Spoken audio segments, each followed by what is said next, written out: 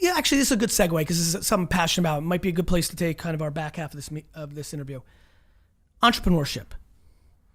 It's become a very different thing than what you and I knew it to be for a very long time, right? I was a bad student, which was unusual for immigrants from the former Soviet Union. All the kids, I took a lot of L's along the way because I just couldn't be anything else. I just didn't have it in me.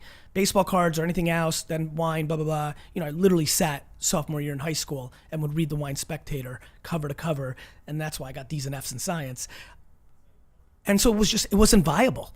I was this poor student and I was doing I was making $3,000 a weekend selling baseball cards, but every parent of my friends and every teacher told me I was going to be a loser. There wasn't even the framework in 1990 to 89 to see the world through an entrepreneur's eyes.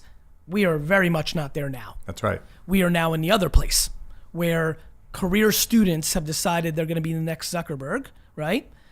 I'd love to get your perspective on the state of the union of entrepreneurship through your eyes based on the way I framed it up. What do you think's happening? It's easier to approach the world. I mean, we just talked to someone who owns a liquor store who just got an app in the App Store. Yep. And, as you point out, maybe if he goes and hustles and promotes it, it could take off. Yeah. Pretty crowded place, the App Very. Store.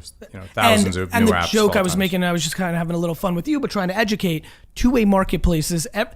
I mean, that is 9,000 times a day in my DM and email. Because what I like is people scratch their own itch. They see the pain. They just don't realize how difficult it is to build a monster in that space. But nonetheless. So I think, it's always been hard to build a business that's highly successful. It's still hard today. I do think the world's a little more forgiving today of people who take non-traditional paths. Because of the cost of entry? No, it's just gotten a little more popular because, really, really, really smart people like Mark Zuckerberg don't complete college and go on to be hugely successful. But in fairness, Bill Gates didn't finish Harvard. Right. He's my age. So I think... The upfront costs to get in the game, though, have changed. Yeah, the upfront cost is way lower. And the scale of the end to get to the end consumer. But the opportunity for great success is still the same. Couldn't agree more.